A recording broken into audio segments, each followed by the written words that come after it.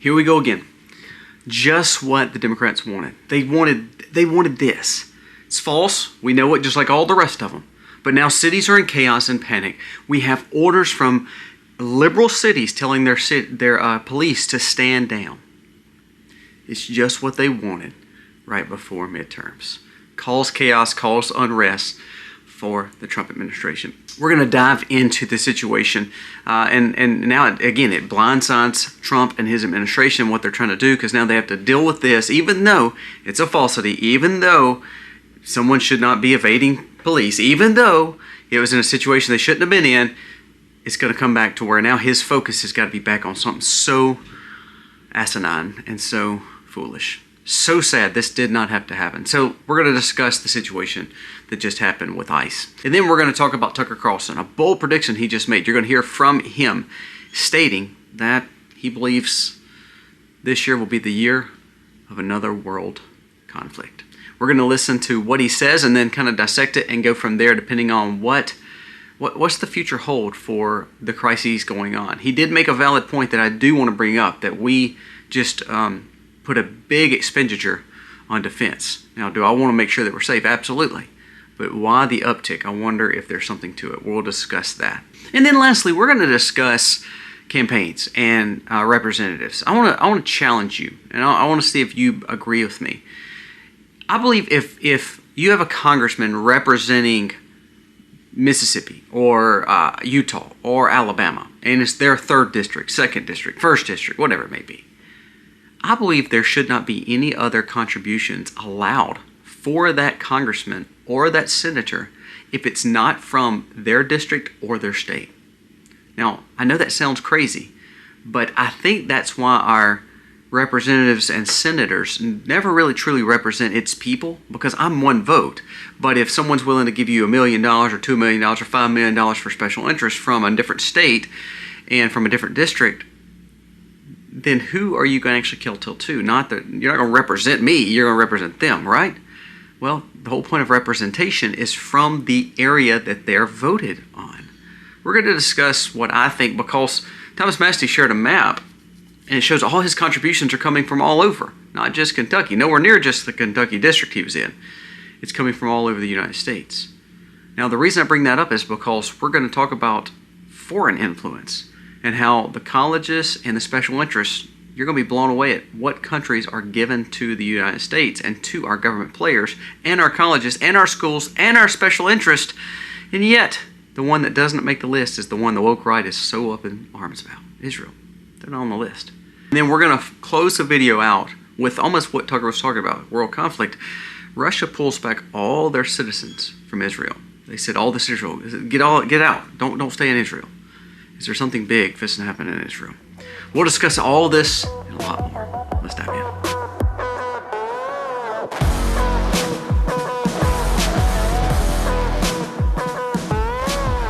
Hey guys, welcome to our channel. Thank you so very much for being here. We're humbled each and every day you come back to us and watch, and hopefully there's something that you're getting out of our videos that makes you think, and hopefully will guide you and your family through this crazy world that we live in. Let's gain wisdom and common sense back again. Now let's jump into the stories today. First, let's talk about this ICE situation, how now it's going to take the focus off things that matter, and now it's going to put us on a situation that should have never happened. The reason ICE is involved in these cities is because the Democrats would not allow these people to be deported like they're supposed to. Okay, that's the first. Secondly, we see the fraud that's going on in these cities, and that's why, again, federal agents are there too. FEMA is there, which is DHS. So DHS has put these ICE agents here for emergency purposes. Now, when there is law enforcement anywhere, no matter if you like them or not, you have to respect their badge. I'm sorry, I don't. To be honest with you, like I've told you before, I don't go to liberal cities because I know there are the mayorship and the city aldermans and the police are going to kowtow to the liberal agenda because that's who they're hired by. Same way in the situation where I would not go to a foreign country and be under them because ultimately they're not representing me.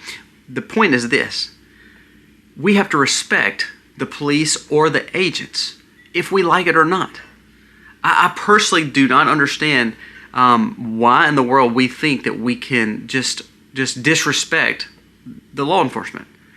Again, I'm one of those people who I think, like, I cannot stand meeting an arrogant, pompous cop. I've actually talked about a situation I had just a few months ago in my local town. But you have to respect their authority. That's what we've set up, and that's how we have the law of the land. Now that comes down to the Minneapolis situation. Because Democrats have not actually handled their cities correctly, federal government has come in.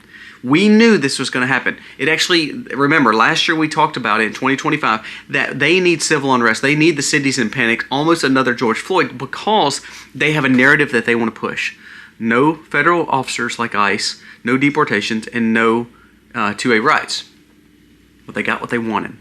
This lady who has pronouns in her bio and who is a staunch liberal, who is part of the LG alphabet, has now went in a situation that she shouldn't have been in. Now, here's the thing: you hear all these stories, and you see these little snippets of the vehicle, and see the little snippets. Well, it was pure right out, a life taken for no purpose. And then they're like, well, no, she was trying to run over him. Here's the thing: she should have never been in that situation. She should have never been right there at that time, knowing that this was a situation where they were doing checks or they were doing whatever they were doing at that point. And here's the thing: she pulls off. The guy's trying to hold onto the car. She pulls off. The other guy is in front of the car. It didn't matter if she was going towards him or away from him. He was literally 5 foot from her car. They're standing there to make sure you don't move your vehicle. And then she chose to move her vehicle. That is evading, and that is also something you should not be doing with any officer of any kind. If I go through a routine roadblock and I know every policeman and sheriff in my town, because it's a small town, it's like if I pull up there and I say, hey guys, how you doing? And they say license and registration, just want to check, make sure. If I act suspicious and then I try to evade them, no matter how close or how good of a friend I may be or how much they may know me because of a business or some kind of acquaintance relationship that we've had before, they're coming after me. Why? Because I chose to break the law. But this is what's taking place. Listen to these comments, and this is how the Democrats, this is playing right in their hands, people. This is what they want. They want the Civil War. They want the civil unrest because it benefits them and takes Trump off his narrative. I want you to listen to some of this. Tim Walz is now threatening to mobilize the Minnesota National Guard to get the federal government out of Minnesota. So now we could literally have a state versus a national government and see military versus military. Now that's not going to happen. Tim Walz doesn't have the power, and to be honest with you, this takes the focus off him and all the fraud that's going on and puts it on the ICE agents. So he's absolutely loving this, by the way. It's ridiculous. Another story, Nick Sorter, breaking. Leftist rioters have successfully chased out Minneapolis police by breaking the windows, throwing objects, and kicking the vehicles, and the police are running away. Now, there was an order put through by the mayor of Minneapolis, Minnesota, in this little area, about stand down. Please stand down. So again, you have a weak leadership, inept police, and now you have a situation, that's why federal agents are there, and now this blows up, but this plays right in the Democrats' hands, so now they're going to allow these riots and unrest to go right back on, demolish the cities, probably like they did with George Floyd, and now here we go, it's starting in New York City. Here's a video right here.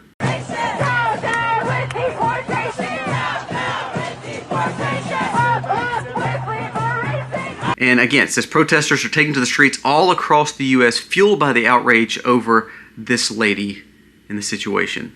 They're calling for ICE to be immediately abolished. Now, they're pushing for ICE to be abolished. At the same time, they're pushing for no deportation. So again, you're pushing right into the narrative of what they wanted. Another article from Nick Sorter, Minneapolis police have surrendered the city to the leftists.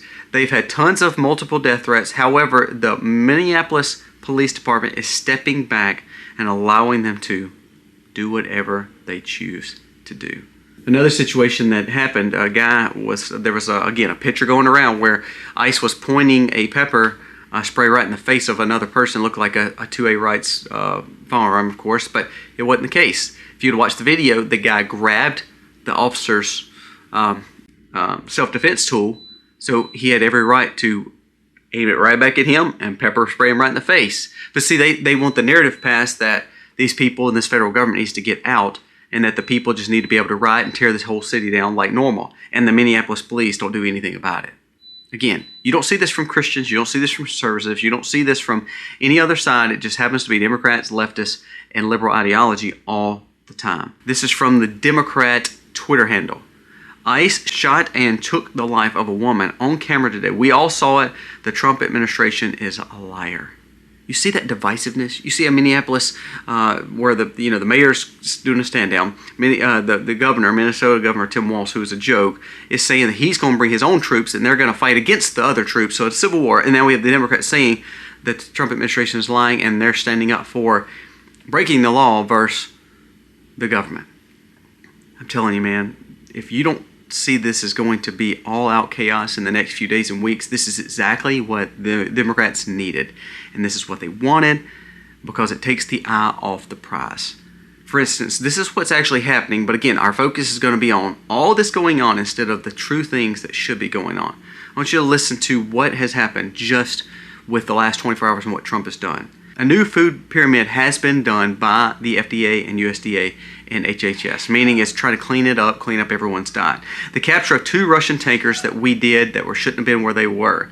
Banning institutions from buying houses, meaning he banned people like Blackstone and BlackRock from buying houses to help the affordability crisis with housing markets. That's what Trump did.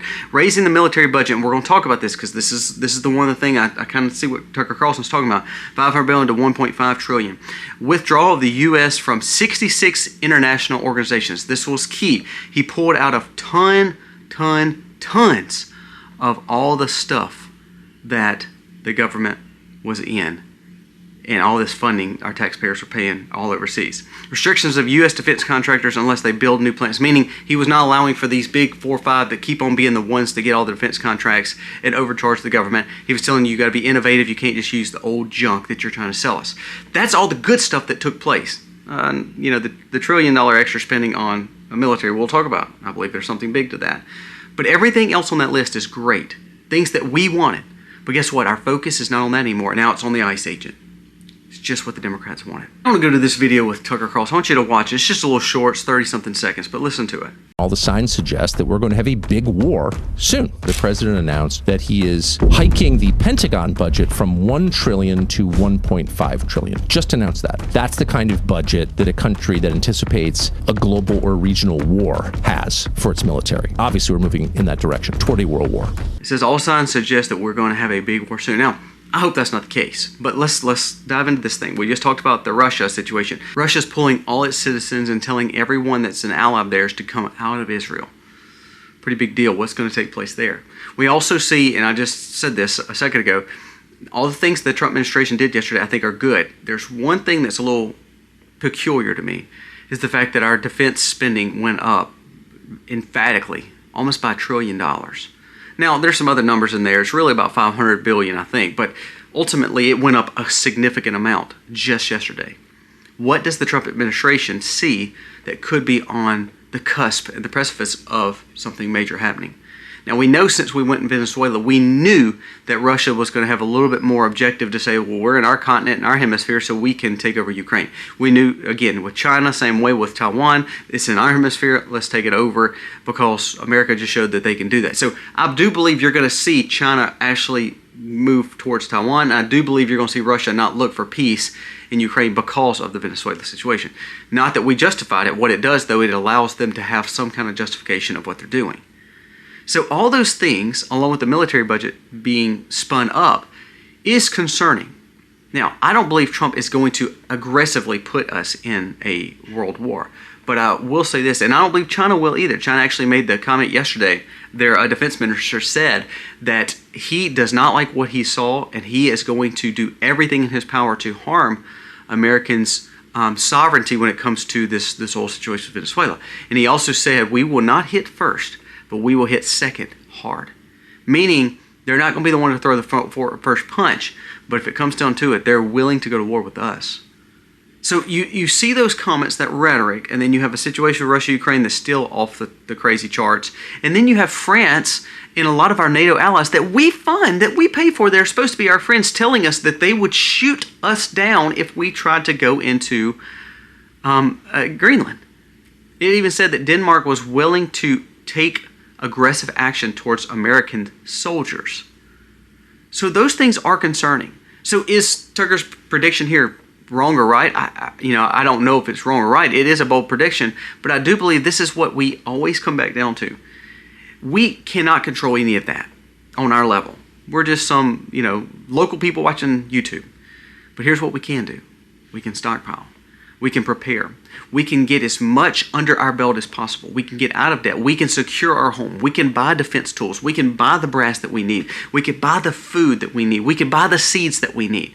I tell you all the time, buy survival garden seeds. They have seed vaults. The link's in the description. Buy gold. The link is in the description. All these people are here to help you because you have to learn that the government is not going to help you. That no one's playing on our fields and representing us. We're going to talk about what the Congress are doing in just a second. No one is representing us. So when we hear about the signs of, wars and rumors of wars, that's biblical, remember? And we believe that it could possibly happen because of all these little sparks. One of these sparks are going to ignite it, and it's going to go kablooey. But the bottom line is, we have to be ready. And we cannot actually solve the problems of the world. We know that. We can't even talk to our representatives in Senate to actually get things done. So therefore, I go back to say this. You are the one that's got to take care of your family. You are the one that's got to do everything correctly for your family. Especially if you're a man or a woman that's leading your home, you have to be the one to take responsibility because no one else will for you. So that kind of leads me to the next story with representation. Now, I honestly believe, I told you this, two things when it comes to Congress. I believe we could fix major problems if we do actually three things, okay? Number one, I told you this the other day. I believe that there should be no stock trading, insider trading, anything like that for any congressman. There's a list and chart. You can go online right now and shows that some of these people are making 40, 50, 60, 70, 80%, and 100%, 150%, 200% of their markup money better than any stockbroker in the world. They're doing it because of what they know. And to be honest with you, a lot of conservatives are voting against the stock bans. But I believe they should be just like the president. They should have to put it in a trust or put it in some kind of a brokerage firm that they do not control what they're purchasing. It needs to be like an S&P buy or an equities buy that is for a mutual fund only. Anyone who actually has the benefit of seeing things that's going on with business should not be allowed to stock trade. That would solve a lot of problems, and that would actually stop the riches and people trying to just become, representatives to make loads of money. Number two, put a term limit in for Congress and Senate. Now, here's how you do that. I told you this a little the other day. You don't put it in for these. They need a vote on it to support it for the next time that seat comes up. So all these people that's career politicians and they keep on winning, they can keep on winning and the term limits won't be affecting them. But when they retire, it would affect the next guy in charge. If they do lose, it would affect the next guy in charge. So it would allow this term limit bill to go in, and all the people that's actually in Congress right now and Senate would be grandfathered in as long as they hold the seat. That would solve all the problems for the term limit, because eventually you would get everyone out of Congress, all these geriatrics, all these career politicians, and then you'd have a term limit bill coming in for the next guy for the seat. I don't know who would vote against that. That makes no sense why you would vote against that, especially if you are the one that's holding the seat now, because you'd be fine and then it'd make you look better to your constituents. Thirdly, this is the big one. This is the one I'll talk about. Thomas Massie showed this sign, and again, he was bragging on it, but and a lot of congressmen have the same issue, but this right here, it showed that all these people were giving to Thomas Massie all over the United States. Let's see, there you go. Now, Kentucky's one little spot in that, one little blip on that map. But there's donations coming from all over the United States. This concerns me. Why? Not just for Massie, but for Democrats and for everyone else alike. Why are we allowing the representative of Mississippi, of Kentucky, of Alabama, of Utah, Florida, whomever, to take donations and take money and take special interest funds from other companies and other players and other people that are not constituents? Why are they allowed to take that money? They should not be able to take any donations unless it's from their district, from a business in their district, from a holder in that district, from a constituent in that district, from a job opportunity in that district. Everything should come from that district. So like, for instance, Michael Guest, who has made a load of money in stock trading in Congress, he's my congressman, conservative, but pretty much making loads of money. That's kind of what his focus is. So I digress. But he should not be able to take any money from anywhere else other than his district here in Mississippi. Thomas Massie should not be able to take any money from anyone other than his district in Kentucky. It would solve a lot of the problems with these congressmen because they would not have all these special interests investing in them if they could not vote, if they could not give them money while they're running. See, it solves the problem of the special interest lobbying junk, because if they're not from that district, you can't give it. Now, if there's a hospital, local hospital that's in that district, and they give, okay, it's part of it. But if they're not, and this special interest group is giving, or this foreign country is giving, it should be flagged and say you can't take the donation. Don't you think that'd be for the best? That's how you solve these problems. That would solve every problem, I think, when it comes to Congress and Senate. Those three things: ban stock trading, put it in a blind trust, just like you expect the president to do. That's what we do with our presidents. Secondly, do a term limited bill that's grandfathered in now and is available for the next person that takes that seat. Thirdly, only allow donations and money taken from the district that they're supposedly representing, because then they would actually represent their people. That would solve it all. Now, the reason I bring that up, and this is the last story that I want to hit on, is because foreign countries are giving loads of money in America, and no one wants to talk about it. And the sad thing is, everybody dogs out Israel. Israel will even make the top 10 list. It's unbelievable. Listen to this.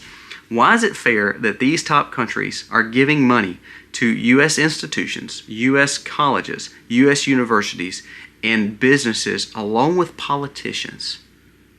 Why are we allowing this to take place? Because that means they're going to vote in hand of these foreign governments, correct? Shouldn't that mean that they're foreign agents? Listen to this. Qatar is the biggest funder of colleges, universities, business institutions in America, and NGOs in America. $6.6 billion of their money has come here to the United States. Germany is second with $4.4 billion. England, $4.3 billion. China, $4.1 billion, which is just crazy. An adversary, and we're allowing them to buy off our colleges, our universities, and our businesses.